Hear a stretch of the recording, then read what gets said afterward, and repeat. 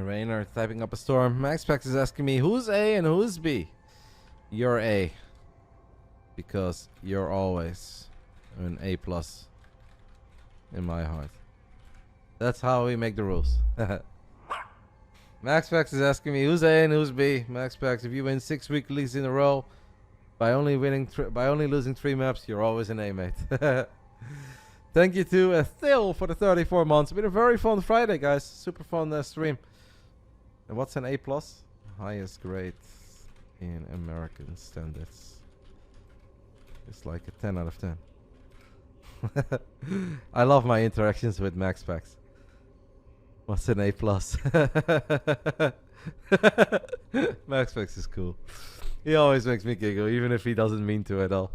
He's having serious conversations. I'm just having fun. Always makes me happy to interact with him. Super nice kid, obviously. This is going to be an amazing series. Last time it went in Reynor's favor, but I do think we all agree that MaxPax got even better since 4 or 5 months ago. The PvZ is going to be interesting. They've obviously ran into each other a lot on the ladder. When I checked MaxPax's ladder account earlier, I feel like that's the highest MMR I've ever seen him have. Let me take a look. Oh my goodness. Look at this, by the way, guys. This is currently the Grandmaster League ladder in Europe. 7,027 for MaxPax on his barcode, but obviously that's MaxPax. 7,027 for Reynor. How perfect is that? Not a point between them. Let's go. Coincidence. The tiebreaker is a legal hack. That's probably currently in MaxPax's favor, no? Because obviously Reynor lost some points and MaxPax been winning every single weekly. If he wins again on Monday, by the way, that's so ridiculous.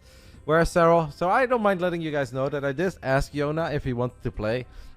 But Sarah told me that he kind of wants a tiny break after Katowice. And I think that's obviously very understandable.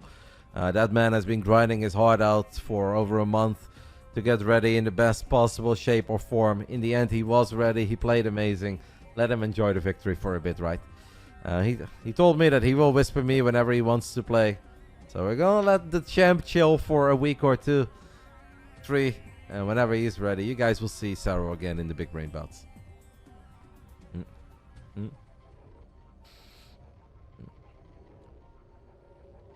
Everyone except Sarah lost at Kato. Yeah, when it comes to points, that's probably what it is.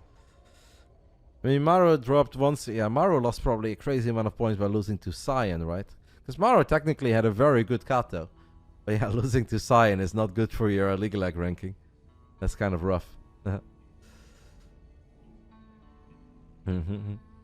Big Gabe. Yeah, Gabe probably skyrocketed a little because he went 5-0 in the group. I'm ready. MaxPax is asking me if I'm ready. I am totally ready. Now we're just waiting for Reynor. Reynor hits us with the go-go. Here we go, guys. Big Brain Bouts number 50. 50 Friday evenings. And then obviously a bonus edition as well. To celebrate not the 25th edition of the Big Brain Bouts, but it was 25 years of Starcraft. That's why we did the special open tournament back then. We could still do something fun next week, maybe. We have a couple days to think about it, but I also just think that this regular Big Brain Bouts has been excellent. And would it really hurt to have another fun Friday to look forward to? I don't think so. Roddy said 9 p.m. earlier. Yeah, today we are just running like clockwork. Normally I think 1 hour per best of 5, but there have been some Fridays where the main event starts at 9:45 or even 10. It has also started once at like 8:15 or 8:30, but most of the time I go with 1 hour per series, and today I couldn't have been more accurate. Let's do it, guys. Let's get it on. Round 1. Fight! In the bottom right side, we are looking at the main base of the man who has won the last 6 Pro Tour weeklies he participated in. He won Europe, he won an A, he won Europe, he won an A, he won Europe, and he won an A, and he dropped a grand total of like 5 maps to win 6 tournaments. Absolutely ridiculous. I know some people say like, it's just a weekly tournament. Winning 1 is hard. Winning a couple is very difficult. Winning 6 in a row by dropping like 5 maps is honestly unprecedented scenes, if you ask me. It's Storm Gaming's MaxPax.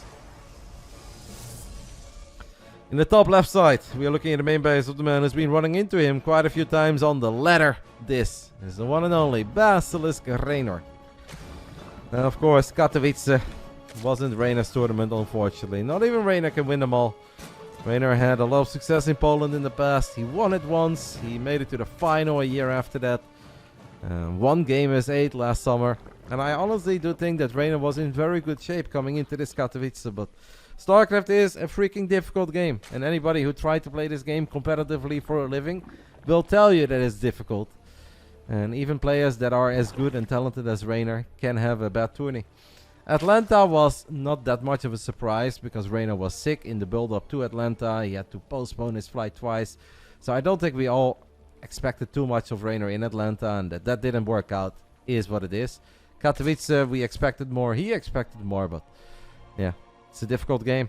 And obviously he had an omega difficult group. And then even in that, I think he got a tiny bit unlucky. Showtime playing an absolutely insane series against Reynor. And then obviously Hero playing the best PvZs that I've seen Hero play in 5 years. Yeah, those things add up. Bit of an unlucky series against Maru, and that's the end of your tournament. That's how brutal Kato can be. Reynor did defeat Dark after he was already eliminated. And he also did what nobody else does better. And that's an inside joke. And that is put Cyan in his place. So in the end, 2 wins, 3 losses. A tournament to learn from, but also forget about for Reynor. And I'm sure that he wants to show you guys tonight that he absolutely still got it. And that he is still, without a shadow of a doubt, one of the best players on this planet. I'm excited for it. What are you guys voting for? Oh, so even. What the hell? 1.4 million, 1.4 million. Both players, 7,027 MMR. Anything else could be even, guys. And thanks, by the way, to my man Ryan for the 10 gifted subbies. And welcome, Nidix, too. So much to talk about, guys. The openings are, I think, relatively standard. MaxPax is going to go 1 gate fast expand with a Stargate. This is basically his bread and butter in PvZ. He's going to do this in like 8 or 9 out of 10 PvZs. He just moves his units around better than every other Protoss out there. Well, besides Hero when he plays against Reynor, because... I mean, any of you guys watch Reynor Hero? I don't think Reynor played bad. It's just that Hero decided to become an absolute perfect god for a best of 3. To me, it was insane. I was like, man, everything Hero is doing in this best of 3 is good. Is perfect. 0 mistakes, 0 silly attacks, 0 silly forward blinks. What does he do in the remaining 1 or 2 builds? Most of the time, I'd say Glaives. Glaives with a Dark Shrine, like 4 gate Glaive with a Robo. That's his other. He doesn't really like the Archon drop as an opener. He does like Glaives with a Dark Shrine.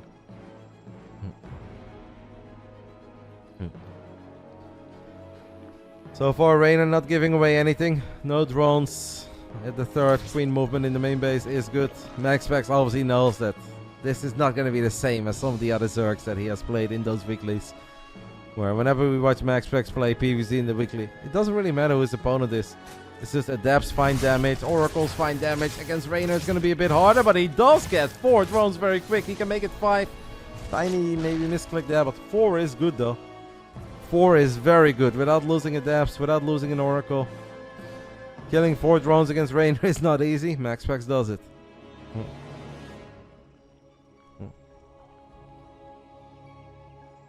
We could do that. AOQ Foxer. Normally it's Indy who sets up the games. The players were setting up the games here. That is a slightly different observer interface. We need to host with Ops++. If we do that, then you guys can see the squares of what they are looking at. I don't hate suggesting that for Game 2 and Game 3 and Game 4. Those are pretty fun. Triple Oracle is going to drop a Revelation. MaxPax splitting up 1 Oracle. This is also something he does incredibly well. Where he's like, hey man, you should really pay attention to my Adepts. Pay attention to the Oracles. And then there is 1 stray Oracle that can find a lot of success. Other than the 4 drones that Reynor lost, not too shabby. It's a lot of links at home for Reynor. Showing serious respect to these 4 Adepts that don't have Glaives. No 4-core yet. I know that's the Home Story Cup meme of Loco and Wardy. There's no 4-core. Okay. Reynor dodging a little bullet there. The Oracle was looking for that drone. Activated Pulsar Beam, got a shot off, does not get the kill.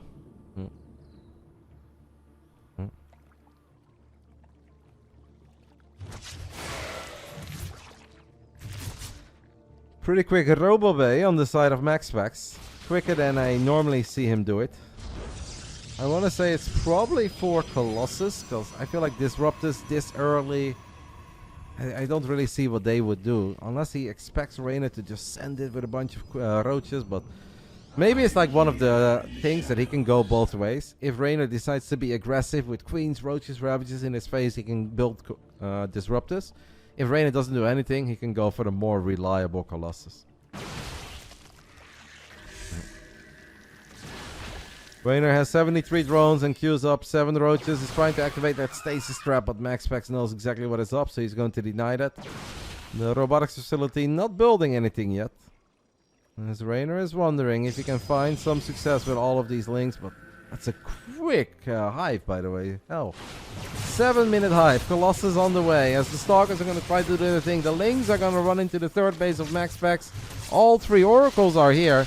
Yeah, MaxPax is going to have to respect this. This is enough units that you do really need to respect it. Reynor gets the battery. Maybe some hold position would have actually killed some probes, but... I think that went alright for MaxPax. Man, that's the first unit he lost, by the way. Nice. 7 minutes and 35 seconds. The man dropped a shield battery.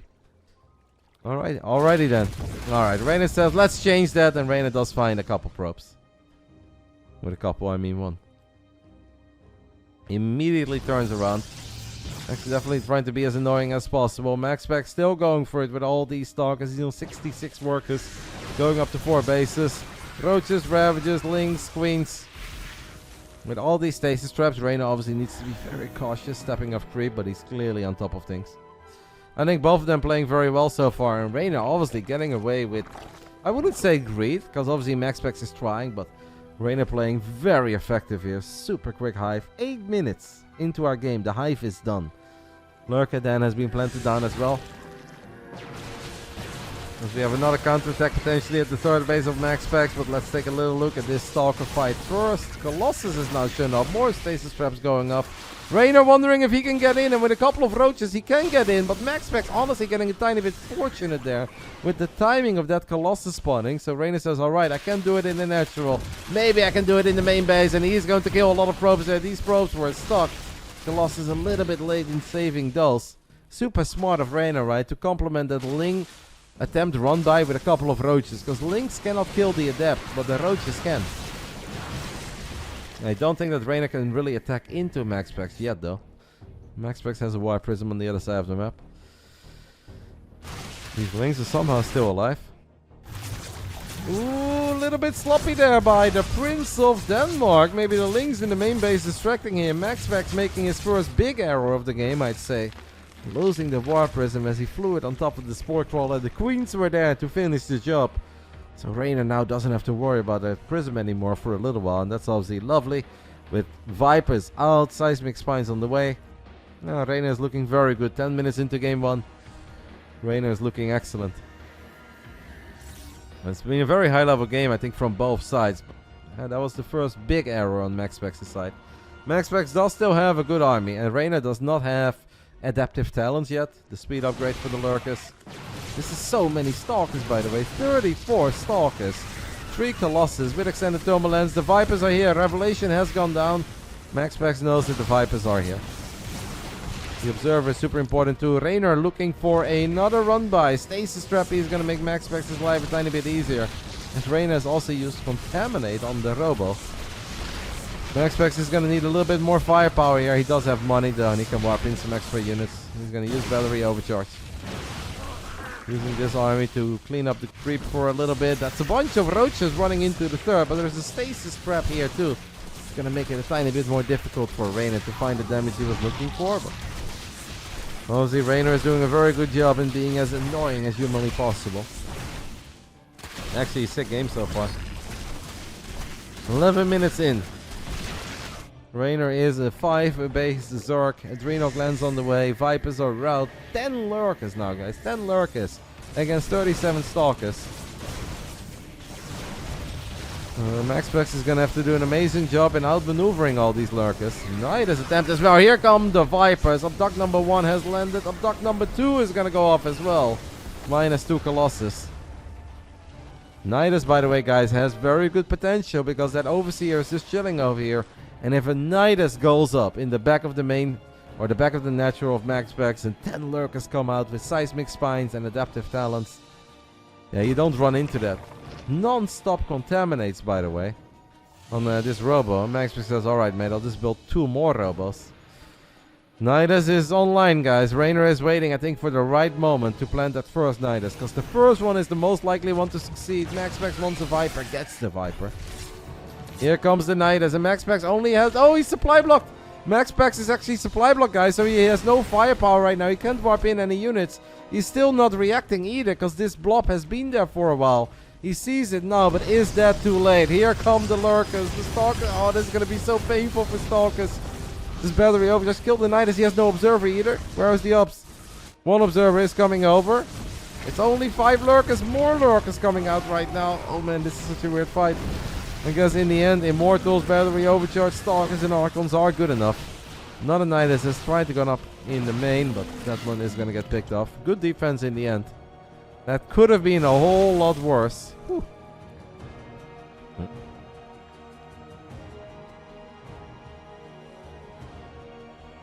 And the game will go on.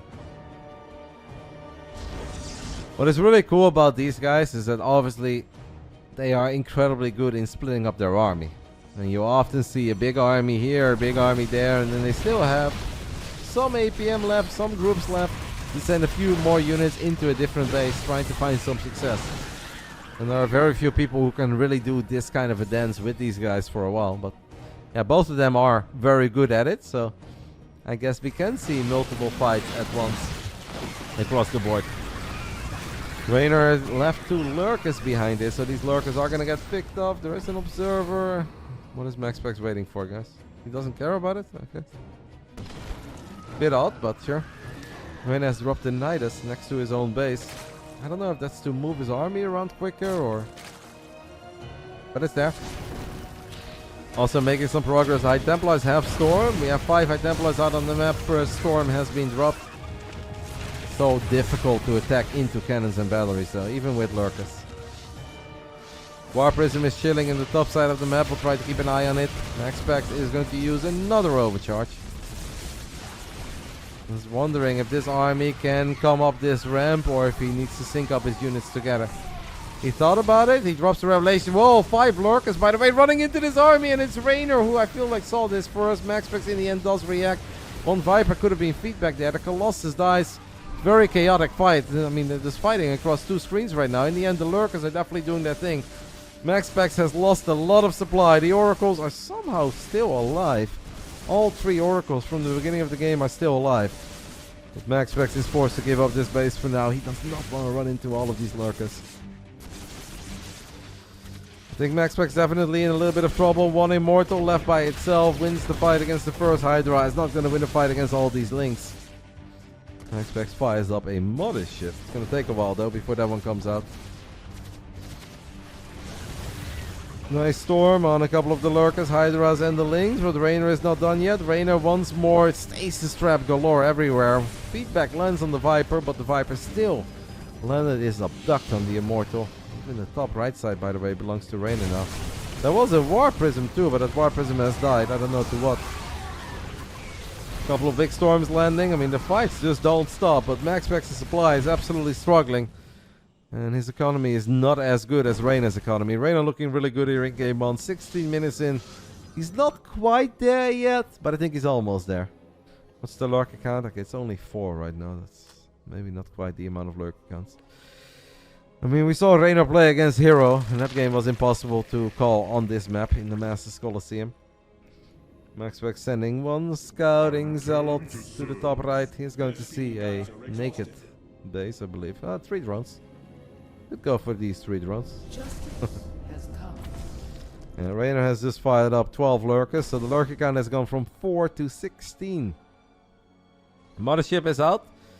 Maybe MaxPax can go for the Protoss equivalent of a Nidus network. And that is a tactical recall somewhere. Units lost resource step incredibly close, incredibly even after 16 minutes of gaming. Reynor lost 380 resources more. Now it's MaxPax who lost a little bit more. They were within 5 resources from each other there for a split second. Couple of lurkers are stuck in a stasis, but there are so many that Reynor still believes in this attack. The Immortal count has been climbing though. Only 1 Overseer, by the way. Imagine if MaxPax snipes the Overseer and activates Cloaking. That would be a play. But that's not... Well, he is going to activate Cloaking, but that Overseer is still there. It's Archons, it's Immortals, it's High Templars trying to get on top of all of these Lurkers. And a lot of Lurkers will fall. Is it good enough for MaxPax in the end? It is awfully close, but I think it is barely good enough to at least push this army back for now. But we can't ignore that Reynor has more bases, more economy, and MaxPax just feels he is a little too far behind on site delta. It's Reynor who takes the 1-0 lead after a 17-minute game with a lot of action, a lot of trades, a lot of poking. I think a very good first game. Reynor's just showing everybody else that plays in all those weeklies. It's doable, guys. You know, that's all you have to do. I think a very good first game. I also loved Reynor's activity with the links, where first he got the battery. The moment MaxPax wants to move out, the links show up again, the links show up again. And I think the Ling Roach attack into the natural, where MaxPax actually got a tiny bit fortunate that that Colossus popped with overcharge. Because if that Colossus spawns 10 seconds later or 10 seconds earlier, it's not in that position. And then the links could have done even more damage in the natural. But a really good game. Great plays by Reynor. Yeah. All you have to do, guys, is be Reynor. You are Reynor, you can take the 1-0 lead. But I think there is still a lot of Starcraft left to be played on this Friday. It's been a long day already. We've had a lot of fun games. We even had a bonus best of 5 that lasted for an entire hour. The pre-show today was worth watching. So is the main event so far. And honestly, I think every series has been fun. Round 2, fight! Top right side, he's down 0-1, but had a lot of good moments, looked good, looked competitive. Can he turn things around here on El Sione? This is Psystorm Gaming's MaxPax.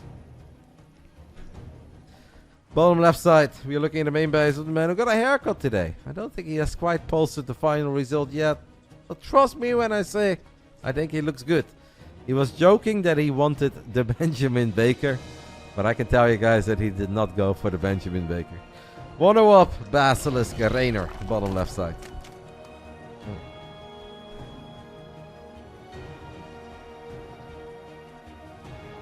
And Reynor is going to kick things off by taking the gold on El Sione. MaxPax is here with a probe. He is going to see this. And then he can think about what he wants to do. There were some moments where Protoss players would reactively drop a forge. MaxPax's not going to do that, but he will still do something about it. He's going to open up with a double gate. You think MaxPax is a little too predictable against Reynor? I don't think that's really how StarCraft 2 works. Of course, it doesn't hurt as a Protoss to switch it up a little bit, but he is switching it up right now. Like, he's going for a completely different build than the one gate fast expand Stargate. But at the highest level of StarCraft, there's only so many things you can do to surprise. And there's two kinds of Protoss players in general. You have the tricky Protoss that has weird builds all the time and is just hoping that whatever weird build they choose is going to work. And then you've got the incredibly solid Protoss that just believes that as long as they play solid and they can get to a certain phase in the game without being behind, they can win.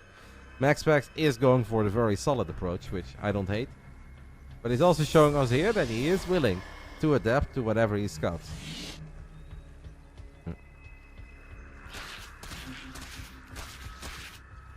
Reynor's link speed is fired up 2 minutes and 50 seconds into the game. I think the probe had a perfect scout on that, right? So, and we'll see. Obviously, Reynor knows about the double gate opening here as well. He's going to see that these gateways have been chrono boosted. Unlike that previous game where it's not so much about the adepts. With this kind of an opening, it is important that MaxPax finds some success early. The Queen is here to get his first shots off. Yeah, that's very good Queen positioning. MaxPax can obviously still, I think, kind of go for it. Let's the Shade finish up, so he's going to start battling these Lings. There are 8 more Lings on the way. Oh, nice Evil Chamber block. The Adepts can still get out. Very good defense by Reynor so far. He's going to bleed out a couple of Lings. There are more Adepts coming, though. I hope Reynor knows about this. Like, this is definitely still dealing some damage, but... yeah, Reynor not giving away any drones. Adept Shade gets cancelled. The Adept count is now here at 3. Zergling speed 80% done. Bunch of extra Lings about to show up. This is actually insanely cool play by both of them. Ooh, one drone is stuck, so MaxPax in the end grabs 3 workers, takes a 5 worker lead. Reynor's got 15 Zerglings. He's about to go up to 19 lings with speed. Don't know about being aggressive. Now sees the Stalker. That's going to probably make him sad. I have the feeling that Reynor was dreaming about a ling run by. And Debs go back to the center where they are well protected from ling surrounds. Nice timing on that Stalker. Could have been painful, obviously. This is a very hard fight for Reynor to take because MaxPax has vision. And Zerglings don't get a lot of surface area on the Adepts here. I really like how MaxPax is playing here. I think Reynor is paying a somewhat hefty price for trying to take the gold early. Like, economically, this game has not been the Zerg dream. Does not really get rewarded for taking the gold. Oh, I have people saying it's GG already. Alright. Everything is always GG. Huh? Impossible to just enjoy a good start between two guys. It's always GG. Now, I will agree that I think this looks very good for MaxPax, but anybody that has followed Reynor throughout his career will know that you cannot count him out too early in ZVP. That would legitimately be a rookie mistake. No, I don't think it's GG. I think MaxPax is looking very good. He's dealing a lot of damage, and I'm sure Reynor is not happy. But you never know. MaxPax is human. Contrary to what some of you guys believe, he can make mistakes too. Well, let's see. The Lings are thinking about going for a little surround here. 2 queens and this many Lings against the Adepts with Glaives. Not that bad of a fight, but in the end, it's still a lot of Adepts left over. These Adepts are now going to shade into the main. Does Reynor have 2 queens here? This defense is pretty good, but obviously it's not allowing Reynor to drone up. And Reynor does need to start droning up. More Adepts are shading into the center of the map. An 11 worker deficit is just a few more workers than a man like Reynor would ever love to be behind. He did leave Lings behind here. He's trying to hide the fact that he had Zerglings here, but MaxPax picked up on it. Reynor's going to queue up 8 roaches. A Dark Shrine would be sick here, MaxPax. MaxPax is going to go for the Robove. I think with a Dark Shrine, guys, you're cooking here, because then you can never die defensively. It's not about the offensive power of the DTs. It's about the defensive power. That's a lot of Lings that are going to go for it. A couple of Adepts will fall here. A lot of Lings are going to fall. MaxPax will let this shade finish up. He's going to see the roaches too. Grabs a queen there. Now wondering what he should do with all the leftover Adepts. These Adepts are going to go into the gold. Reynor actually a little bit late to react there. Warp Prism is here to pick them up.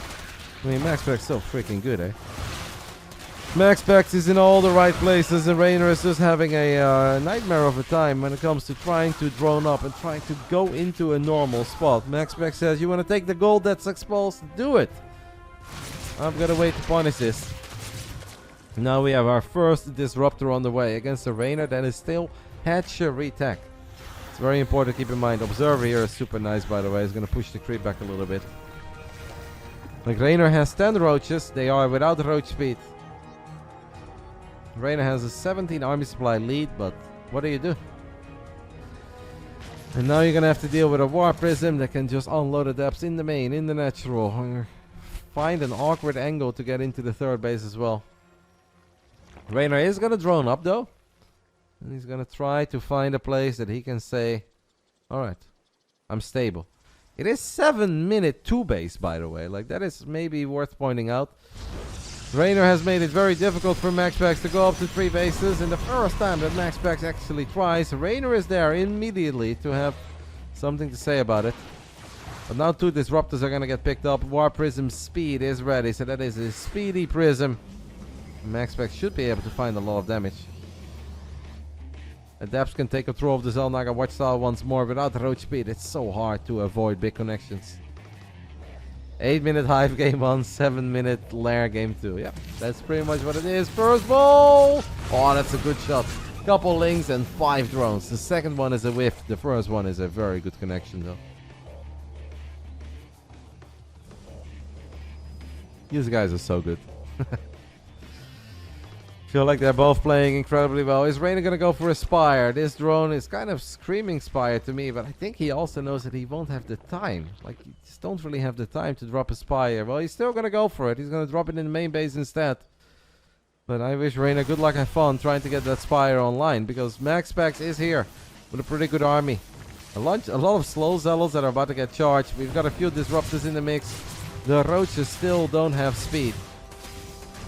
It's gonna be, I think, very difficult to see the Spire come into play. MaxPax cancels his warp in. smart, by the way.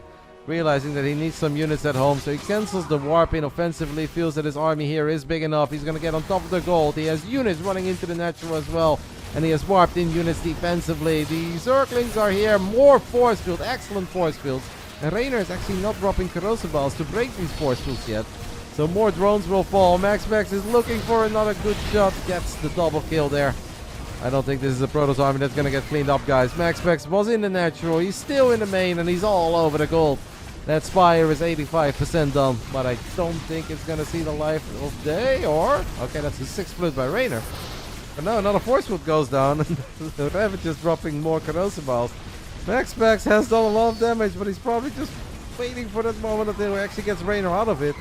Because a lot of damage against Reynor is often not good enough. You need more. At the bare minimum, you want that hatch. 6 save, by the way, on the Immortal. I mean, it's freaking poetry over here. It's poetry in a video game. Both players playing a really good main event, but I think it is MaxPax who's going to tie things up. The Zealots don't have +1, but who cares if you got 2 Immortals, 2 Disruptors, you're firing balls, and you've taken out the gold. 38 drone Reynor is not going to get the job done. These Immortals will live up to their name. And after 10 minutes of a very action-packed game on Alcyone, it is MaxPax who ties things up. They are just... I mean, they're both so good. They're actually both so freaking good. Super impressive to watch them. The prison play was good. I mean, Reynor's defense was, I think, for a while really good, where less Zerg would have died. MaxPax's follow-up was good. Hecate is going to be map 3. Yeah, how do you not enjoy this? MaxPax versus Sarah would be awesome, but Sarah is going to take a well-deserved break after IM Katowice. And can we really blame him for that, guys? Maybe Sarah wants to play some Stormgate too, or I don't know. Enjoy that big victory. I get a message from somebody in Padel. I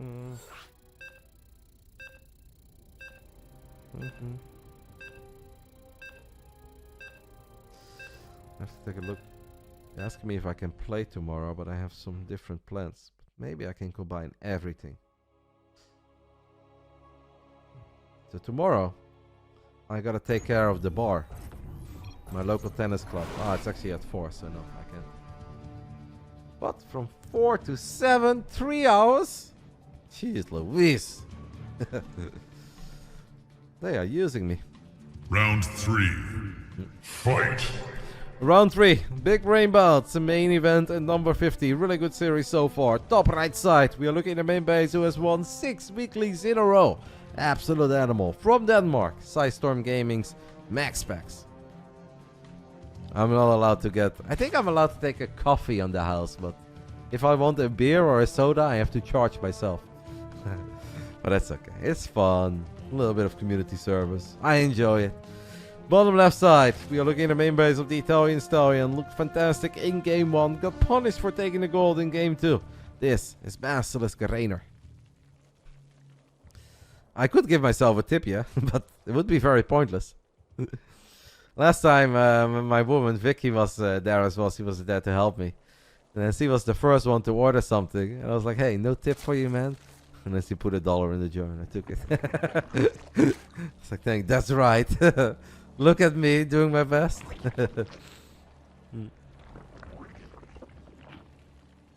I think it's once or twice a year, but last year it wasn't a full year, so I only had to do it one time.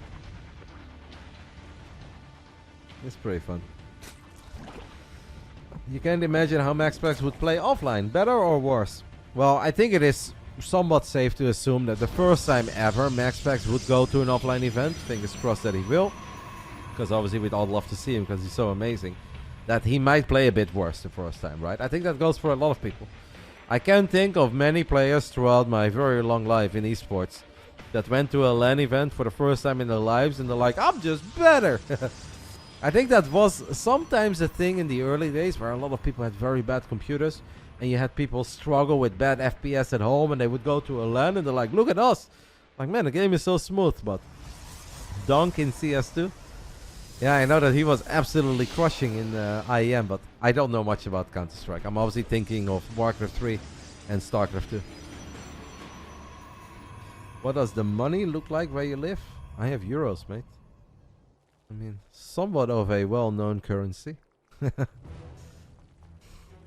So yeah, I think if you have like a 60 FPS monitor at home and a laggy PC and you would go to a LAN, you're like, holy smokes, the game runs so good. But with how well MaxPax plays, I cannot imagine that he has a quote-unquote bad setup at home. Because if he would then somehow have a good setup, he'd be immediately the best player we've ever seen. So I think the first time he might be a bit worse because he has to get used to different lights, different noise, different table, different chair. Like all of these things do really distract you when you play Starcraft. I'm someone who struggles a lot with that as well. So used to my own setup, and if I go somewhere else, I'm like, something doesn't feel right, and I don't know what it is.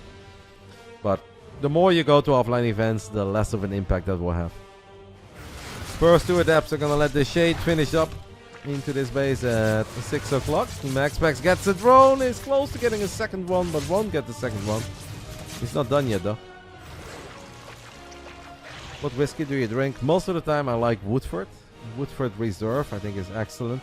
Not that expensive and tastes really good. But right now I'm having a random one. I don't know what the second random one was. I'm just going through a gift box with a bunch of different samples. MaxPax going up to 3 bases as the first Oracle is on the other side of the map. Reynor grabs the surround on one of the adepts. He's gonna kill one, he's gonna kill both. And that was even with an Oracle trying to keep those adepts alive with pulsar beam. So that's definitely a Reynor victory. Immediately confident enough to queue up 8 drones. Oracle not finding anything here either. And the leftover link's gonna run to the other side of the map. Forces MaxPax to activate pulsar beam again on Oracle number 2 now. So yeah, 4 minutes in, I kind of like the start for Reynor. Lost only a single drone, I believe. Single drone, 8 links for 2 adepts. You'll take that. Like the links, of course, you rather keep them alive, but it's okay to lose links. You don't want to lose drones.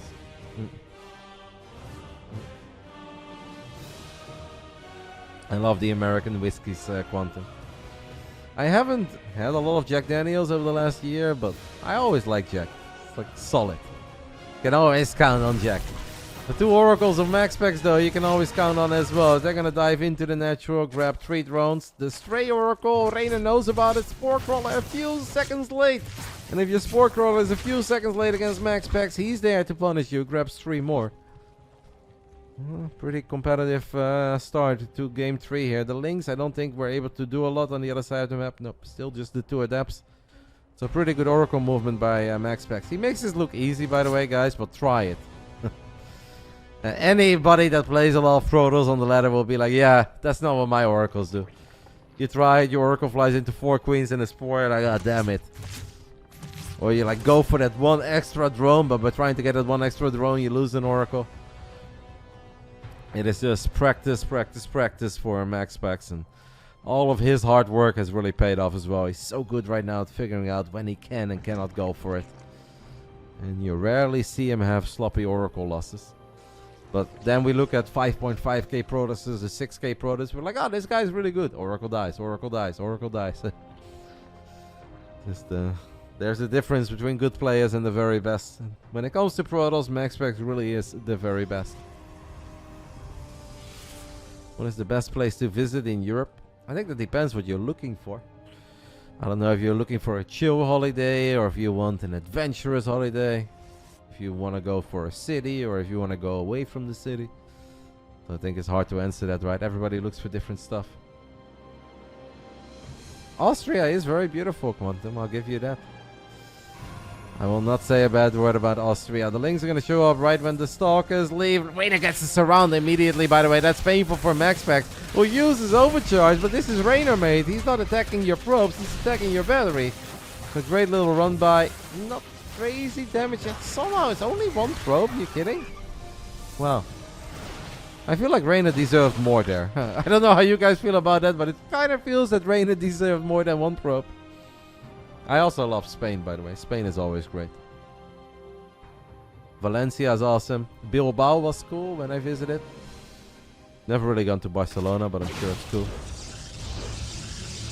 I mean, whenever you go to Spain, you just drink a bunch of sangria, eat some tapas. Life is great. What could possibly go wrong? MaxPax drops the revelation. Probably had a little scare there after losing that battery, but this is such a good job in protecting his probes. And these are some very well high protected High Templars. Until Banelings would show up. But Banelings cannot possibly show up right now. Because we don't have a Baneling nest. Reynor with a very quick hive once more. 7 minutes and 37 seconds into the game. The man fires up the hive. Australia is good. Australia is awesome, but you're not gonna see Roddy in Australia anytime soon. I don't know how Pig does it, man. Like these journeys. Such a killer journey from Central Europe to Australia. That breaks me. You know, in your 20s you can do that a few times, but if you're closing in on 40, economy class to Australia that's actually punishment. It's over 20 hours in general. You're gonna have a layover.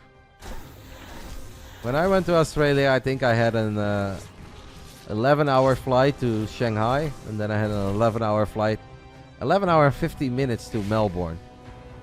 And by the time that I was almost there, I just started laughing in pain. I was like, I don't know how Pig and Reynor do this. And you guys often ask me, why does Reynor not cast that much Starcraft anymore? It's like, well, because Reynor also got a little bit older and eventually just said like, yeah, F it. This is too much. Those are really painful journeys.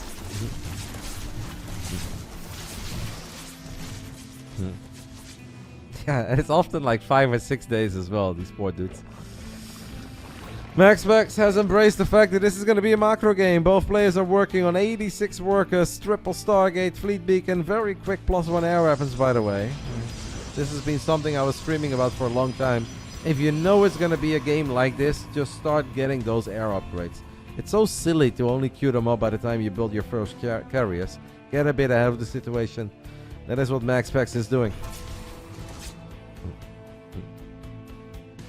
Big flies first class? I don't think so, Rexter. There are some casters that fly first class, but I don't think Piggy is one of them. No, Piggy is just a very passionate individual. And he really loves making it to Katowice and stuff, because those are very painful journeys for Piggy. Reynor's gonna run up the ramp. There's a stasis trap there. What a stasis trap, by the way. I almost think if you're MaxPax, you want to get a sentry here. And you can drop a sentry behind it. Or you can just drop a well-timed storm. It's a very cool stasis. There's so many links. You don't see that ultra often. A very cool setup. Just like enough of a tiny gap for the links to be activated by the stasis trap. MaxPax is attacking over here. I kind of want to see the stasis trap run out. But MaxPax is focused on this army. Drops a storm or two. Observers taking some damage. MaxPax is about to get surrounded. Reynor is coming in. MaxPax needs to recall the hell out of here ASAP. And it's still gonna hurt. It is still going to hurt. Does have a couple of zealots, but these zealots are derping near spine crawlers. And that wasn't really it. You guys have been asking me non-stop about what needs to change for Protoss. One thing I do really think they can implement is that recall kicks in a tiny bit quicker. And I know that was the case a while ago and that people were molding over recall, so they gave it this massive delay. But I really think that the animation of recall is like a tiny bit too long. It wouldn't break the game if you reduce that by a second.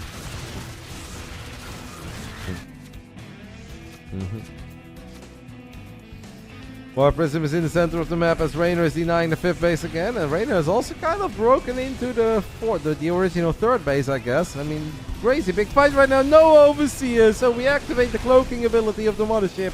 That's going to keep the entire army safe. Reynor paying the price for not having a single Overseer. Good use there of MaxPax's mothership. That's a +300 mothership if I've ever seen one. Reynor is going to queue up 12 Corruptors. I think it's single Spire for now, right? Yeah. I mean, if this game really comes down to good old Corruptors against Skytoss, I do think Reynor needs a 2nd Spire. I know he's kind of broke right now. But winning these kind of games with single Spire is pretty difficult. You don't think we need to make TOS easier? Yeah, you're right, mate. Reducing recall for a second makes Protoss so much easier. That's it. Heaven and Holden in the grand finals of ESL America if you reduce recall for a second. And you know what? I'll be hyped for those two, because I can finally figure out who's who. Just kidding, I know who's who by now. Took me a little while, but I know who's who.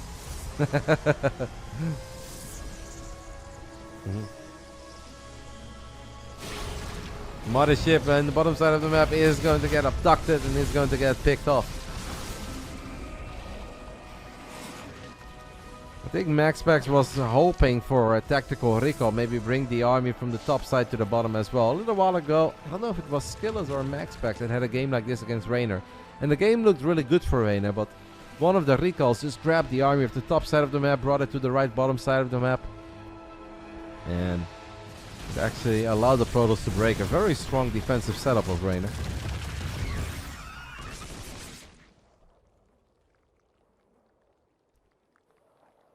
Protoss is already the easiest of the three. Change your mind. I don't think anybody is very eager on changing your mind here. I think most people are just enjoying MaxPax Reynor here. The first two games were awesome, very action-packed. Third game a tiny bit slower, but still plenty to happen. I really don't think too many people are mega interested in changing your mind. I mean, I think Protoss is maybe the easiest race, but it doesn't make it actually easy, because it's still Starcraft 2, and Starcraft 2 is a mega hard game. So, maybe out of the three, Protoss is slightly easier. Still very difficult. Reynor looking for more abducts. MaxPax has not rebuilt his mothership. Tiny bit surprised by that.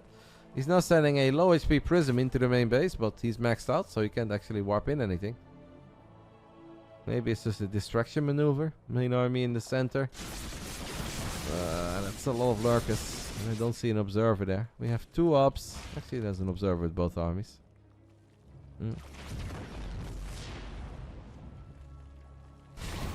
One of the carriers got abducted in the center of the map and is going to get picked off. Reynor is working with double spire now, by the way. They're right next to each other too. So obviously I talk with Reynor a decent bit. He's my teammate, but above all he's my friend. And he did say that he thinks MaxPax is incredibly good. But he actually fears the late game of Showtime a little bit more than he fears the late game of MaxPax. Because MaxPax is a Skytoss believer to some degree. I don't know if he actually believes in it, but that's just often the route he takes. And Reynor thinks that ground toss is actually the way to go. Like double forge, 3-3-3 upgrades. Reynor thinks it's more difficult to play against that stuff than it is to play against carriers. Carriers are very good for timing attacks, but after that he feels that they fall off. And I think we've all obviously seen games like that. MaxPax is like, well, F you guys, 2 more Stargates, baby. 5 Stargate late game toss. Oh, let's see. Yep, I mean, Archons obviously with +3 plasma shields are really good. Like Mass Archon, Immortal, High Templar is good enough against Lurkers, is very good against Ultras, and will also get the job done against Broodlords. As Reynor is finding a few more freebies here. The abducts keep on landing and 2 carriers will die. All of these rocks are still up. MaxPax will now go for some Tempest. Alright. This could be a long game, guys. Now it is the main event of the evening, so we're not really in any rush. I don't know if anybody really has to go somewhere, but hopefully not. Hopefully you guys can just enjoy your weekend.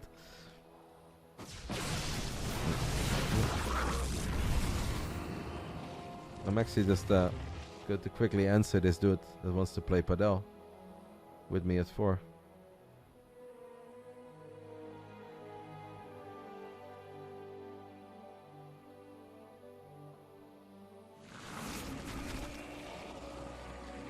I have a plan, guys. What if my bar shift starts at 4 p.m. But Vicky actually does my bar shift, and then I play 1 hour of Padel, and then I do the rest of the shift. If you guys donate a whole bunch of bits, I'm sure that we can convince Vicky that this is an excellent idea, and I will treat her well in America.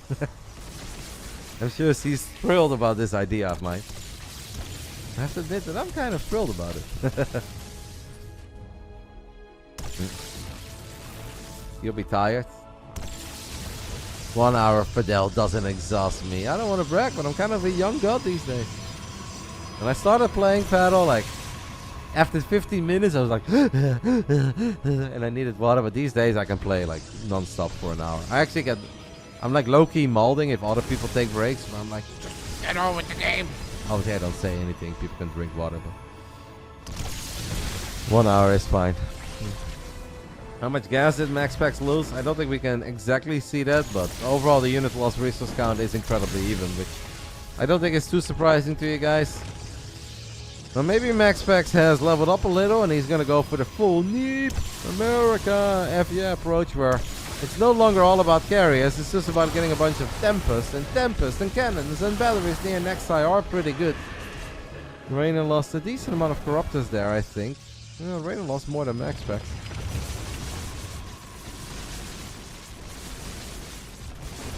I actually love this base holder.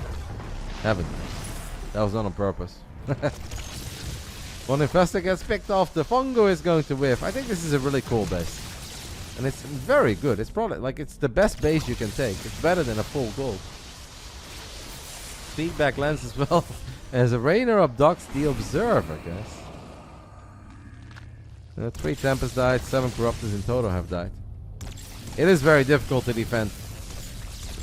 I mean, we by the way have a double standoff. This is not the only fight that's happening. There is also a little cold war going on over here. Bunch of roaches, lurkers, and spines. And this army is like, yeah, don't think we're gonna do that. This obviously does mean that Reynor has access to one more base than MaxPax does. Because Reynor is mining. MaxPax, you want to say, should have some units here. But then there are lurkers, I guess. And yeah, Reynor is going to move the overseer. That's very smart by Reynor. Let's go. I still think, like, if you have one Tempest, you can just pick away at drones. One-shot some drones. I think it would make sense for MaxPax to send one Tempest to the top left. You don't have to send all of them. Why no Tempest upgrade? He's getting it. What is it called again? Tectonic destabilizers. I believe that is the correct term. Almost the correct term. Tectonic. Close enough. Tempests are finding some freebies. Reynor is queuing up 7 brutes. Kind of a funny moment. These are not my favorite PvZs. Obviously, they're both very good at what they are doing, and it's been a high-level game. And sometimes you're just gonna have a game like this, but I love the action and the non-stop back and forth of Game 1 and Game 2 a lot more than I enjoy a game like this. Well, this is obviously perfectly fine Starcraft, and I do think that it still has potential, but whenever the banks get this large, it's always not my favorite. MaxPax is forced to run into these lurkers. Reynor's lurkers are doing really amazing here, by the way. The roaches are going to struggle with that Void Ray on top of it, but I think overall this went pretty damn good for Reynor, as he found an opening where you don't think there really is an opening to be found. And right when MaxPax finally has this very difficult base, the Broodlords of Reynor are going to rain some justice on top of it. The Broodlings are not great, but now MaxPax is like, cool, my entire army is here. I may as well start working on these spores and spines. Spellcaster count, 2 Vipers, 1 Infestor against 2 High Templars. We have only 1 Void. We're about to go up to 6 Void Rays. What is this? Zealots. Okay. So there are lurkers here. Storm from the high ground. Pretty sick. Minus 19 drones. Actually very cool play. One Viper got one shot there by the Tempest. The second one gets picked off as well. Somehow that Viper from its grave landed another abduct. Little sus, if you ask me. Like, that Viper was dead, and 3 seconds afterwards, it's like, oh, come over here. I was like, okay.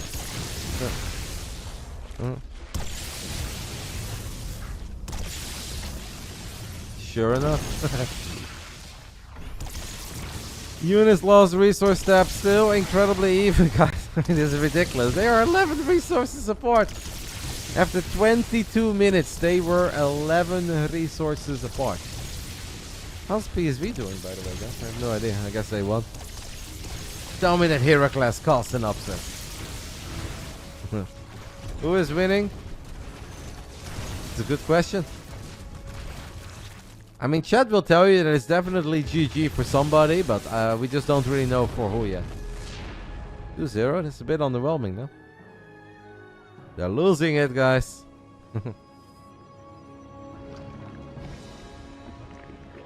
I mean, they are both mega rich. They're both maxed out. And the units lost resource step is like 200-300 apart, so. Oh, the voids, by the way. The voids out of nowhere with flux veins are going to fly forward, get on top of the lurkers. Sick play, man. Actually, really cool play. MaxPax has been banking up these voids for a while. And the Raider just built another edge and he's like, yeah, that's probably not the moment. Very cool play. What is the corruptor count? 23. MaxPax is actually putting on a bit of a clinic here. It's very good late game. He's starting to find some really good value. Reynor now losing 2k resources more. But the big fight is often a different ball game. I feel like Protoss is very good at this poking and prodding thing, 1 unit at a time. It's like, oh, look at Protoss. And then 200 supply army splash, Parabomb, Fungal, Neuroparasite. And those fights often go well for the Zerg.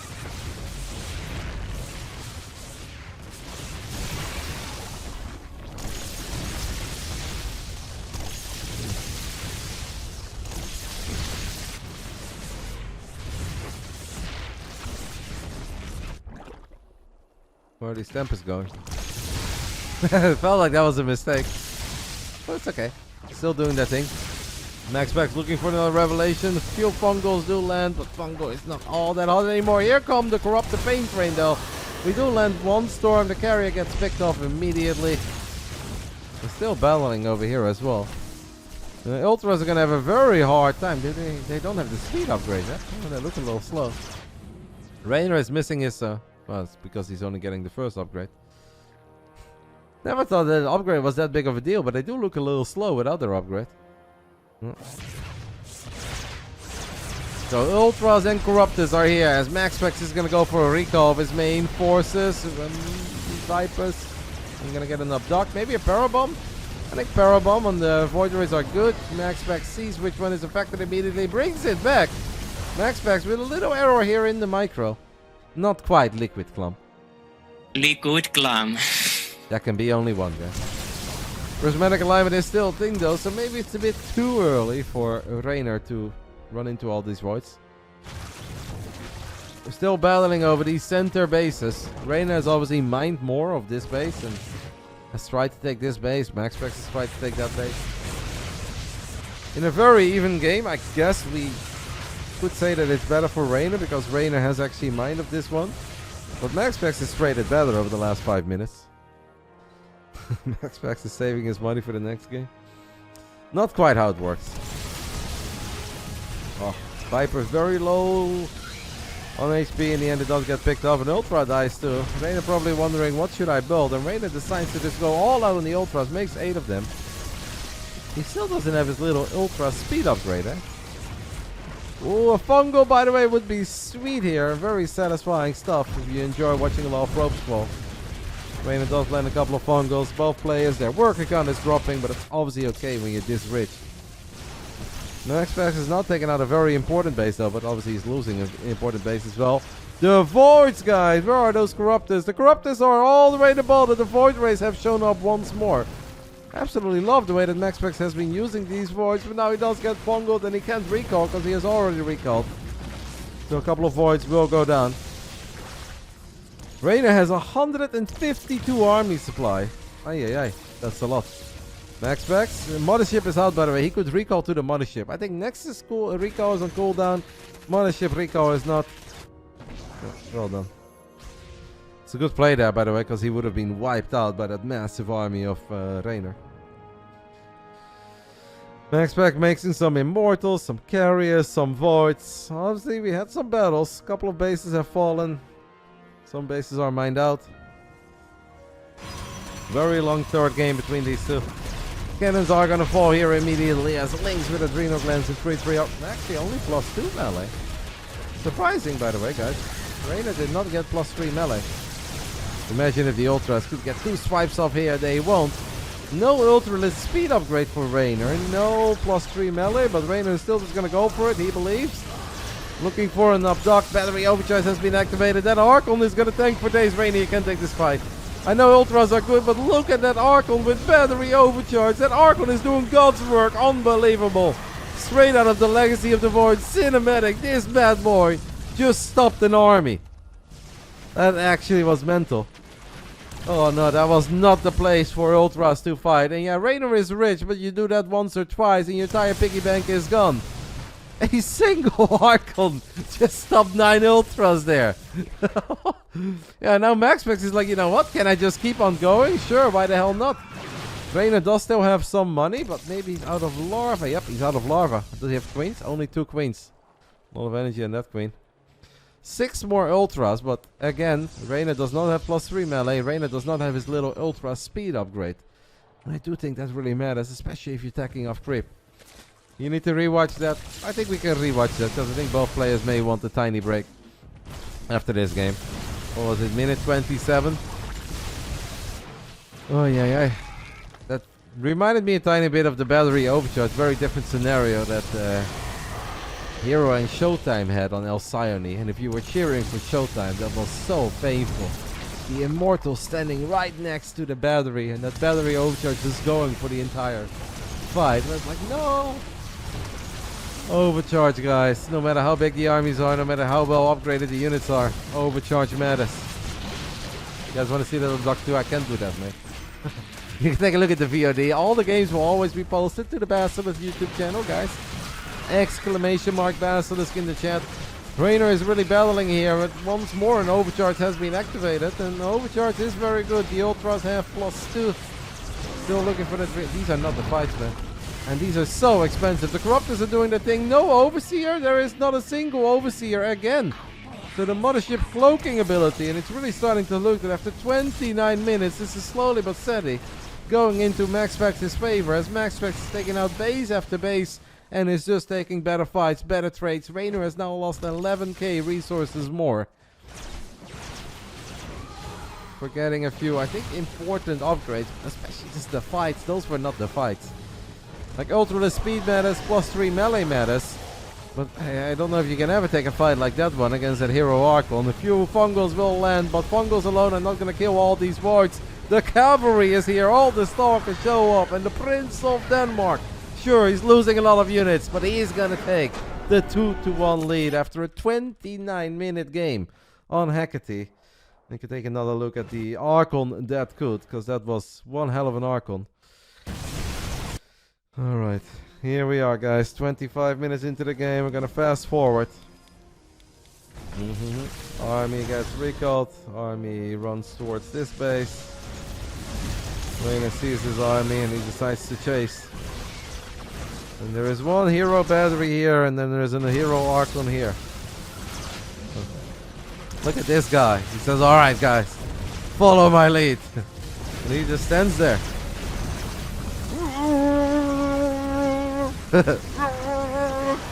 Waiting for the reinforcements, and in the end he lives to see the end of that fight.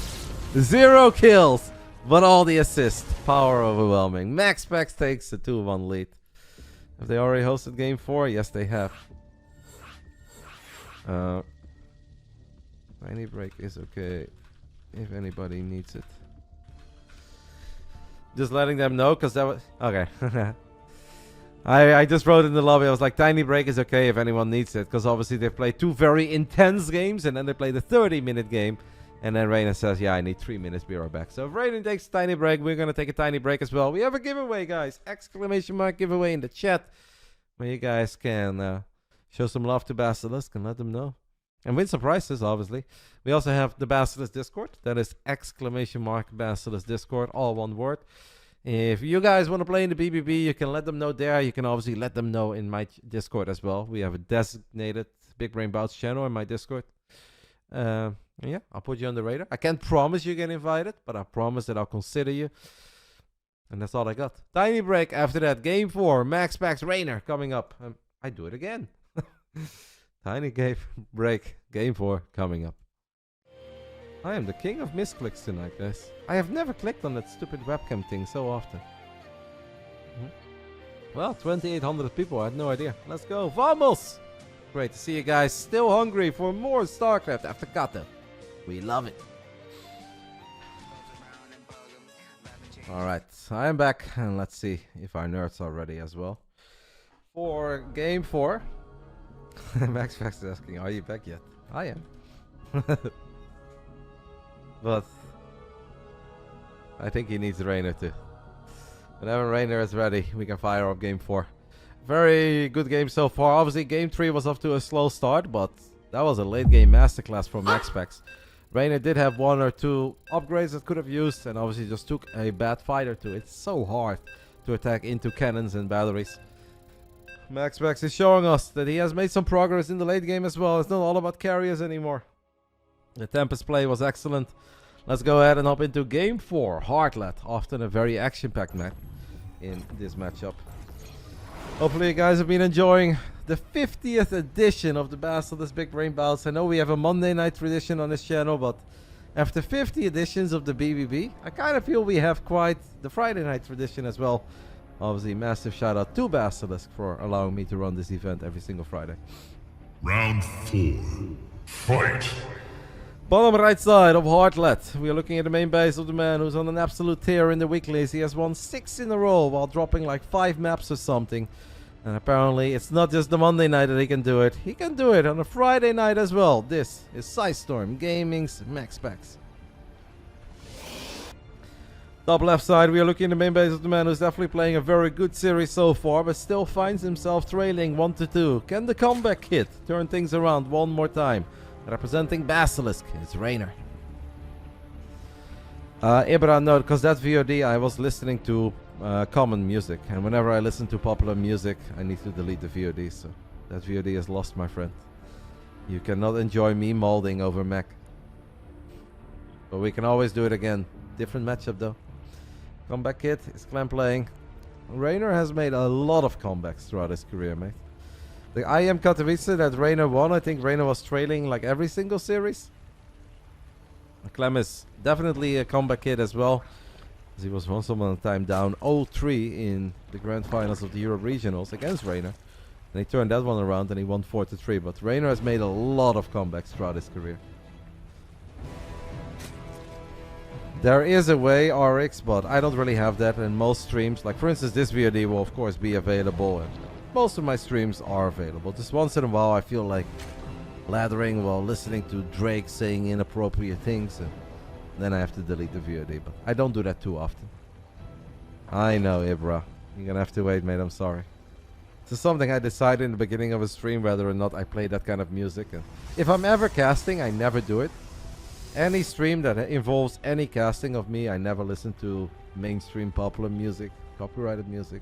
If it's only me just lathering for a little bit, then sometimes I listen to some songs and I'm not allowed to save any clips. If people make clips, I have to delete the clips and I have to delete the VOD.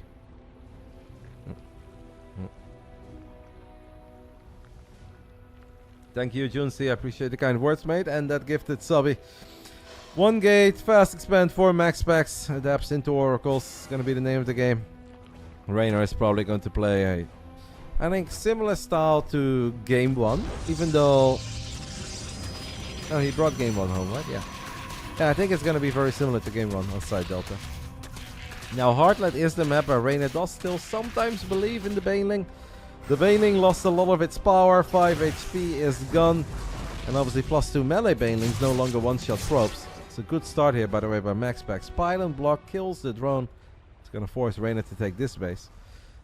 Taking that base may make it a tiny bit harder to keep the drones safe as well against the Adepts and Oracles, but we'll see.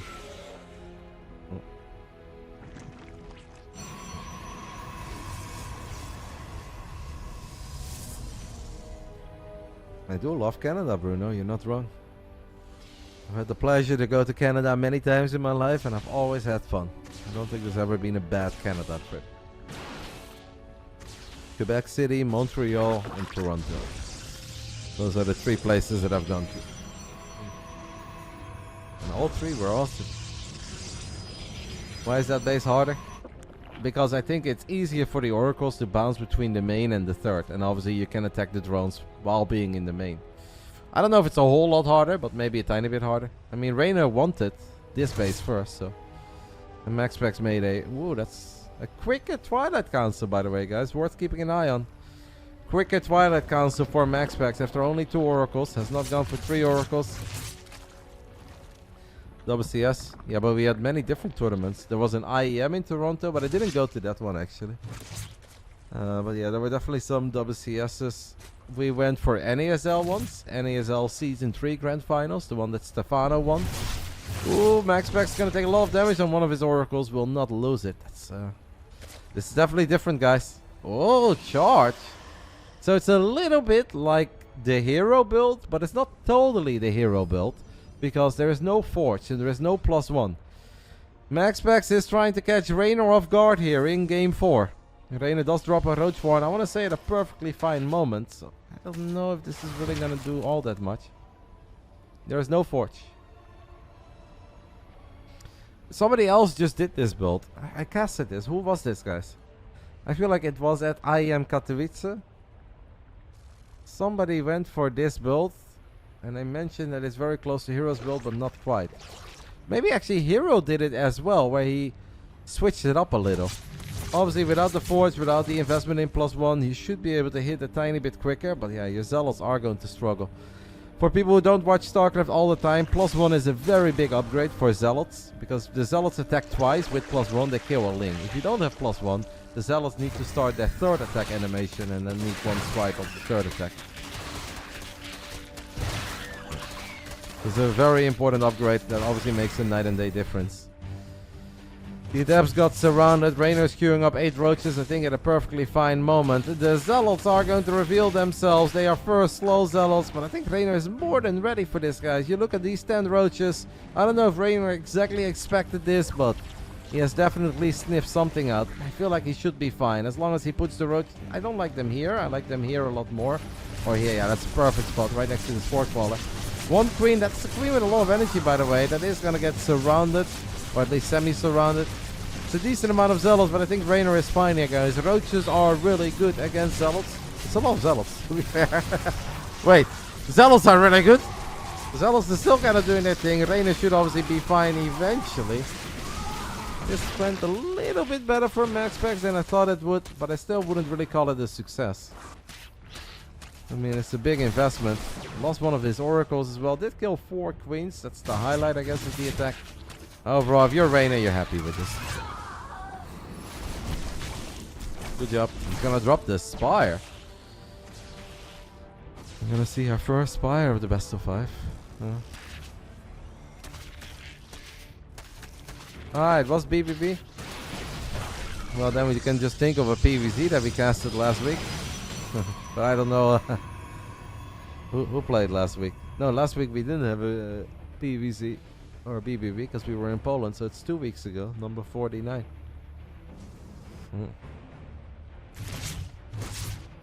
That will be uploaded to YouTube, Joas. Every single series in the Big Brain Bouts ever will be posted to the Basilisk YouTube channel. So ! Basilisk in the chat. You can watch the games there on YouTube. When will they be posted? That really depends on what kind of a mood my colleague is in.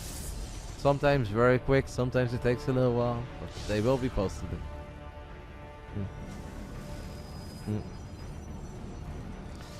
Baning Nest is close to being finished up, and the Infestation Pit is going down.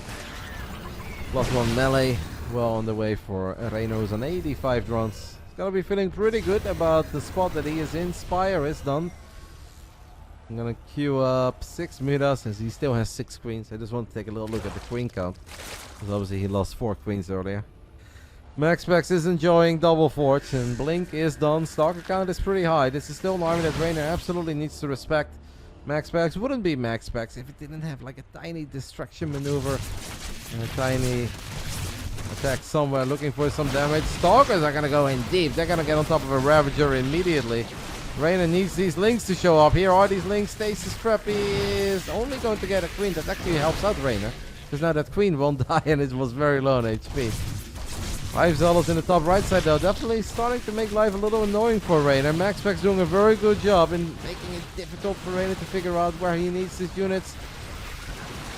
The Oracles are still here. Warpism is in the face, but Reynor is in the end going to clean up these Zealots in the top right. MaxPax needs to be careful. That queen really wanted to die. The Stasis Trap saved it for a while, but in the end the queen will fall. We have lost 11 probes, I guess, to Banelings on the other side of the map. Sorry, I missed that because... No, it's Mutas, sorry. The Mutas have revealed themselves in the main. So the Mutas are doing their thing in the main. There's 3 fights happening now at once. The big fight is over here. The Mutas are doing their thing in the natural and now flying into the third base. This is a well-protected base. So much stuff happening. What do we got here? Zeld still battling Zerglings. I think in the end, though, Reynor is going to be okay. Both of them are delivering some serious blows, and so both of them are obviously committed. are serious about everything they're doing. But Reynor, his Mutalisk, have now killed 19 probes, and he's not done yet, and he's still left enough units behind. The Mutas could show up here to maybe pick up that Prism, but Reynor doesn't want to give up the momentum that he has created with these Mutalisks, because they have rotated back into the main. 2 Stalkers, not enough. Reynor knows that it's not enough, so he's going to go for it immediately. The bouncing glaive can still do its thing on the probes anyway. It wasn't easy, but I think Reynor and his Mutas have done more than enough in the end to justify that investment. MaxPax doing a very good job though in probing up. Trying to rebuild all the workers he's been losing. Very high-paced game for Heartlight. Is just good in this matchup, man. I don't know how it often happens, but Heartlight just gives us some really fun PvZs. The Mutas have gone back to the one base that is very well protected, so we can take a little look at how the Stalkers are doing. Stalkers are in a tiny bit of a pickle. In the end, MaxPax has somehow successfully defended all 5 bases. This is very impressive while having Zealot fights either in the center base or in the 12 o'clock base, and having the Stalkers and the Oracles and maybe a Wire Prism battling in the top left. Got a cannon and a battery up, left a couple of Stalkers behind. Zealots dealt with the Zerglings. Reynor though is gonna wait. Baneling speed should be done right. It is done. 32 Banelings. One more, Reynor. Come on. Reynor, you're sponsored by Red Bull, mate. Come on. You should have snuck in one more there. You have to do it for Max.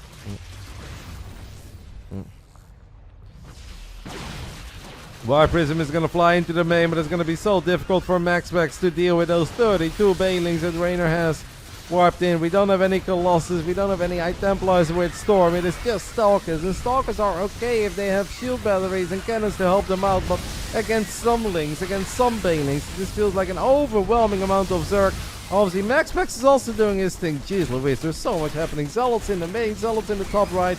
Warp Prism is going to warp in a couple of Zealots. Everywhere we look, units are traveling and passing each other. It actually seems that MaxPax has done kind of okay-ish, but that feels weird to say because the man lost 34 probes. But he does still have an army, and he's got +2 attack, +1 armor. He's got 2 extra upgrades on the way. These guys. Used to be TVZ, that was the super action-packed matchup, right? And that's why everybody loved TVZ. Well, it turns out that TVZ can look like TVZ. MaxPax is down a lot of supply, but he's still battling, and he's still in the face of Reynor. Maybe... Ooh, double kill! Reynor says, hey, Nidix! Double kill. I like those games. He was watching. He was inspired by that double kill. And Reynor gets the double kill as well. That's big. Because those Oracles are very useful in dealing with Zergling one-buys and Banelings and stuff as well. Amazing pickoff. It was already looking pretty good for Reynor. I think after that Oracle kill, we love it. Whew. The dust has sort of settled, but it's obviously not going to settle for a very long time. I mean, both of them took a serious hit to their economy. MaxPax has lost 67 probes in a 13-minute game. A couple of Banelings are going to roll into the 5th base of MaxPax. It is now the 4th base of MaxPax. So MaxPax, who was already struggling for cash, will be struggling even more. There's one Zealot battling a Queen here. MaxPax is going to warp in the Desperation Sentry. It's never a good feeling if you're a 98 supply and you warp in a single Sentry. That is rarely going. Okay, little Sentry is here. He's like, I'm here. I've made it to the front line. Send me in, Captain. It's like, okay, single force field. Banelings connecting with the Stalkers. And, okay, Overcharge. Reynor hopefully has learned his lesson from Hecate and realizes that he shouldn't attack into battery overcharge for too long. Lings are surrounding the 4th base, and MaxPax is now being dropped to being a 3-base Protoss. Once upon a time a 5-base Protoss. Now a 3-base Protoss. I think it is pretty safe to say that Reynor is gonna send it to the rubber match. Very cool game. So much happened. Grand total of 110 workers have fallen. MaxPax is down to his final. Blinky Boys actually cancelled his upgrades. That's interesting, by the way, guys. Because MaxPax had +3 attack and +2 armor on the way. But I guess he was struggling for cash and he needed a few more units somewhere, so he cancelled his 2 expensive upgrades just to get a few more units out. And obviously that has not truly worked out yet. I mean, maybe without it he would have been dead already, but that also means that right now you don't have the power spike in your army where the Stalkers become even stronger.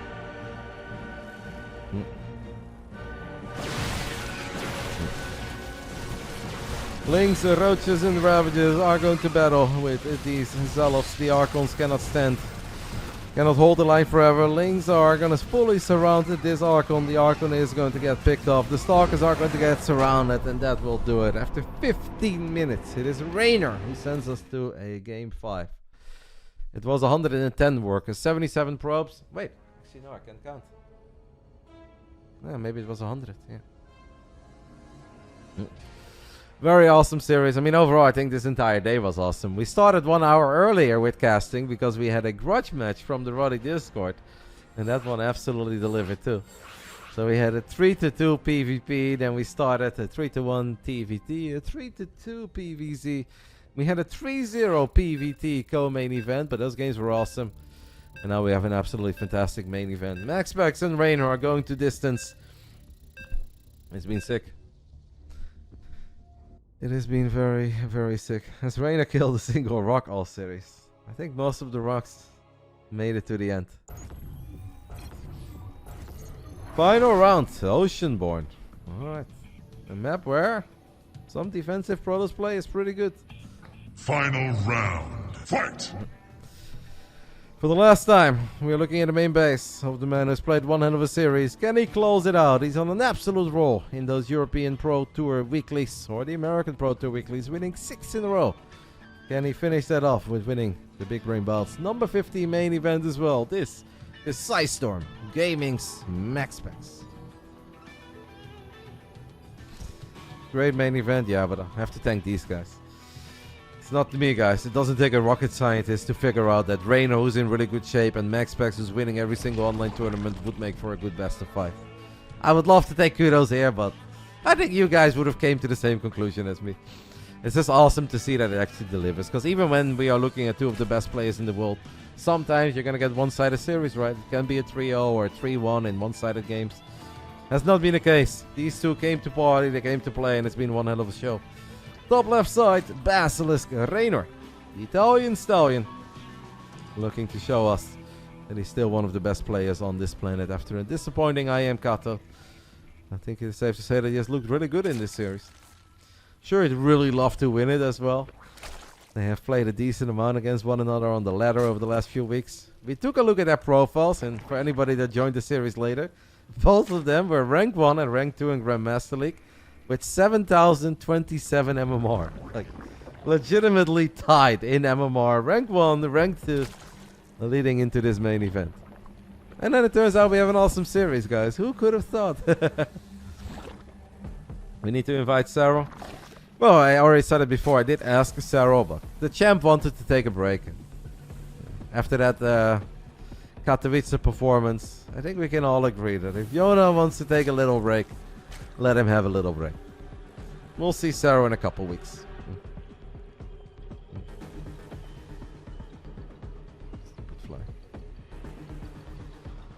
He deserves a week off. I think Yona could take a couple months off and we'd all still be very impressed. And we'd understand it. The man is a 2-time IEM champ right now. And the 2-time IEM champ does whatever the... You know what he wants. What happened to Reynor in Katowice? I mean, we've already gone over that like 25 times. He had a difficult group. His opponents played very well. Reynor played, I think, pretty good in some games. Not his very best. And in the end, somebody has to go out. Anyone won Katowice twice? Yeah, Cyril did.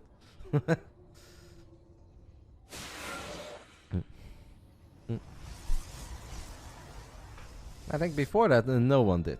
Cyril's the only one to ever win Katowice twice. We did have Reynor making it into back-to-back finals. We had Zest making it into back-to-back finals.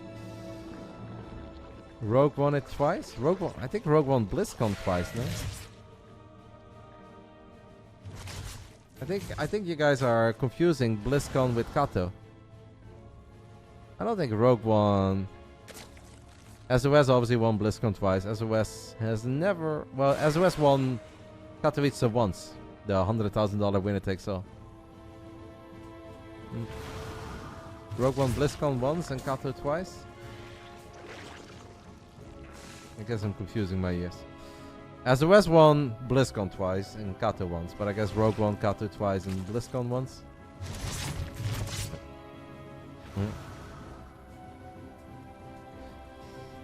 As a West won 2.5 BlizzCons. Why is that? Rogue One Kata 2018 and 2020. 2019 was Sue. And then 2021 was Reynor. And 22 was Zero. No, 22 was Oliveira and 23 was Zero. Yeah, that sounds right. And then 2017 was TY against Stats in the grand final.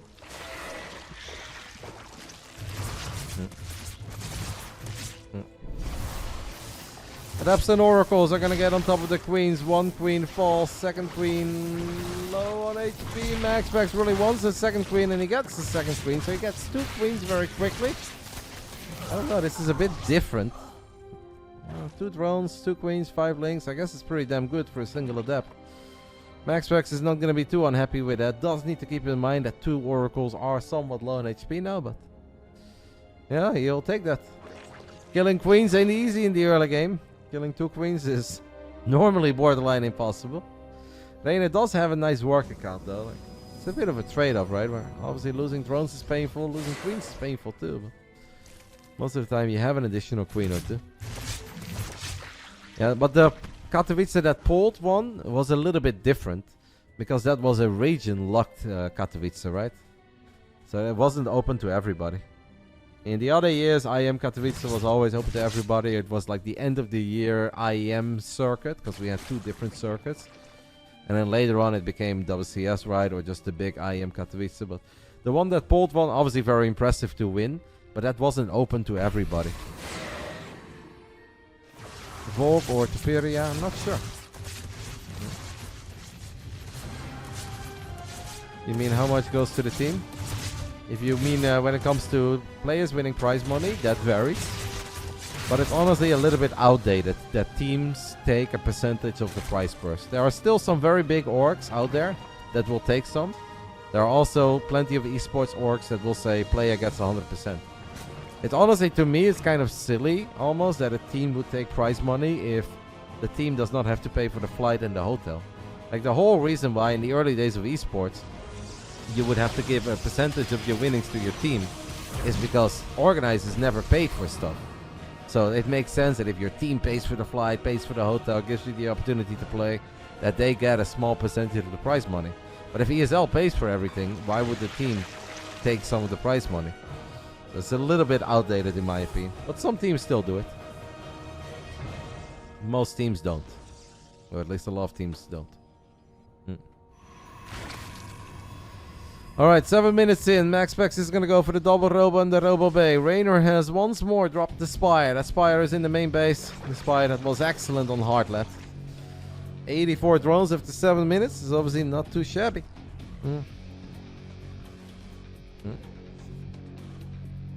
Yeah, I mean, it's a different discussion, guys. We can have that discussion on a different day. I think it's a tiny bit outdated, but some teams still do it, right? The teams should do whatever the hell they want. Every contract is different. It's kind of like real life, guys. Person who works for Walmart is not going to have the same contract as the person that works for JP Morgan. Different. MaxPax is on creep. He's picking up a couple of creep tumors. Or even Walgreens and Target, I guess. Maybe slightly better comparison. Katowice used to be the World Championship. For 3 years it was the official World Championship. Before that it was always just very prestigious. Before that it was the finals of the IEM circuit. And this year it was just a... How did they call it? They had a term for it. Not a Grand Slam, but there are 2 premier outstanding events. One is IEM Katowice. And then the second one will be the Esports World Cup. And the Esports World Cup is the official World Championship of Starcraft 2. BlizzCon used to be the World Championship before Katowice became the World Championship. We've gone through the whole ringer. Mudas are going to show up, guys, in the bottom side of the map. There is a cannon, there is a battery. If Reynor wants to fight this, he needs to get on top of the battery first. That's what he does. MaxPax realizes he needs to respect that. So he's going to go for the recall. The Stalkers just in time to prevent the Banelings from connecting with the probes. The leftover army gets surrounded. You don't often see a Colossus get surrounded by Zerglings, but it is happening over here in the BBB. And MaxPax is like, WTF? The Colossus losing to Lings? Yes, there's a couple of roaches showed up as well. Reynor has found the absolute perfect moment to just freaking send it. He gets a lot of Stalkers. He gets 17 probes. He gets a Colossus. And that was obviously massive for the man who was down 1-2 in this best of 5. Is now going to run everything, or at least a lot of units, towards the bottom side. Great probe pool there, making it harder for the Lynx to get on top of the cannon. In the end, the cannon does fall. Reynor is wondering, are the doors open? The doors are sort of open, but there is a battery. There is a cannon.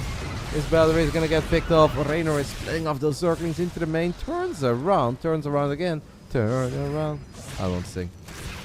That actually did give MaxPax that extra second to deal with this a little bit better. In the end, it is just a cannon that falls. We have a Phoenix that's out. 2 Phoenixes that are out. Stalkers obviously have Blink. Reynor is now going to try to get on top of this base again. Is Coco's second recall ready? No. That's going to take a little while. So the Colossus and Stalkers need to save the day here. They kind of will. And Reynor's like, alright, can I do something in the net here? MaxPax kind of survives that onslaught. That tornado that was Reynor. Sure, he took damage, but freaking impressive, man, that this is actually all the damage he took. Still has an army, has Phoenixes, has some cannons and batteries.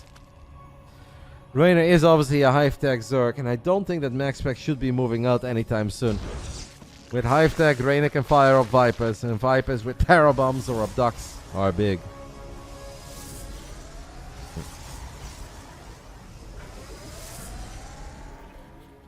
Your first bars of yeah. I mean, I listen to the song more now because I have put it into my playlist that only has 27 songs. So I listen a lot to the Total Eclipse of the Heart. Hey, 33 Banelings! You guys think he's doing that for us? Shout out to Max. Reynor as a fellow Red Bull athlete. Just giving a notch to Max. Max would appreciate that. I know he does a lot of sim racing, but he should watch some Starcraft. Reynor is making him proud over here. A couple of Phoenixes have energy. They could lift a few drones. ESL, of course, right now, Bruno. There was a time that it was Blizzard. Right now, of course, it's ESL. As Reynor has another surround. The Phoenixes are here, but it's too many roaches to lift all of them. So the Colossus are stuck. And now all of these Stalkers are stuck as well. Reynor with another picture-perfect engagement. And sure, it was a little bit before Adrenal Glands, but who cares? If you surround Protoss armies like that, it doesn't really matter if you hit a tiny bit of an anti-timing. Adrenal Glands is done right now. There is battery overcharge though. Can the Banelings blow up the battery? Not quite, but the Ravager will finish it off. Phoenixes are trying to do their thing, but it's just so much Zerg. I mean, when they designed Zerg a long time ago, this is the swarm, guys. This is what they had in mind. We don't see it very often, but Reynor is doing his thing with a lot of Lings, a lot of roaches. Splitting up the army right now, trying to get on top of this base too. It's a slow warping on a couple Stalkers, I believe. The cannon falls, the probes are clumped up, the Banelings will connect. That's minus 20 workers. And I think this is that tipping point. The point of no return. Reynor has found officially enough damage as he kills 23 workers. MaxPax still microing. He's all over the 4th base. He's already taken out the 3rd base. And these Phoenixes, sure, they lift the roach. That is not going to be good enough. Very strong game 4 and excellent game 5 by Reynor, where he really just said, alright, none of that passive stuff anymore. None of that Tempest against Spore Crawlers. No, I'm gonna do what Reynor does best, and that is just be aggressive, multitask, be everywhere at once. It's a great series. And the man who is invincible on the Mondays is unfortunately gonna have to defeat here on the Friday night. Played a crazy good series though. A little while ago we had MaxPax against Reynor, and back then Reynor was just still a bit better. And Reynor won the series relatively convincingly, something against one side, as Reynor was even having a bit of fun. Tonight there was very little room for fun. It was hard work, but hard work pays off. Reynor will win the main event of the BASILISK Big Brain Bouts number 50. Excellent main event. Honestly, excellent Friday night of games. GG's, congrats to Reynor for successfully turning things around. An interview. If Reynor wants to have a tiny interview, we can do a tiny interview. BASILISK giving us not 10 but 20 subbies here towards the end. That is awesome. If Reynor wants to answer a couple of questions quickly about the series, we can do that. You guys can come up.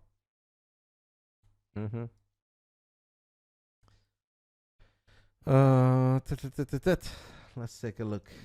GG is champ. I want to do a tiny chat. I'll see if he wants. I mean, he is at his grandma's house. I don't know if that's an issue. So we'll see. Maybe grandma's sleeping, or she was just cheering her boy on from the living room. That's possible too. Would love to, but I gotta sprint away. All good. I have a train to the club soon. It's Friday night, guys. Kids are young, great at video games, but they still love going out. So no interview with Reynor tonight. Enjoy. Well, he gets 150 buckies to spend it with his amigos. Chat says hi. Hi to grandma too. Alright, now he just said something that I won't quite repeat, but it has something to do with rizzing. I'm not totally sure what the rizzing is all about, but apparently there's a lot of rizzing, guys. Congrats to Reynor for winning the main event of the Big Brain Bouts number 50. What a night of games, guys. Hopefully you guys enjoyed it. I absolutely did. Exclamation mark B. We'll show you guys the results. We obviously had a bonus series as well. Really worth taking a look into. These were the 4 best of 5s that we just casted. It started off with Upper 3, who completed his journey to 5.1k, but he could not take out Silver Crow. Even though the games were looking really good for Cell, just couldn't quite close it out. Nidix and Miknik had a very fun back and forth series that in the end went into favor of the Bulgarian Zerg legend. Shameless is just looking so freaking good. Had a 3-1 over Akron a while ago, a 3-0 over Battleby. Keep your eye on this guy, 17-year-old Russian Protoss player. Kid is amazing. Every single time we watch him, it's just like, holy smokes, you're so good. And obviously these two are incredibly freaking good as well. Reynor and MaxPax put on one hell of a show. Reynor wins 150 bucks. MaxPax will get 50 bucks and can take out his anger on everybody on a Monday night. And that will do it. I know you guys had a lot of channel points on the line, so I'm going to go ahead and settle that. And then I'm done. I'm kind of tired. This was a very exhausting day. It was very fun, though.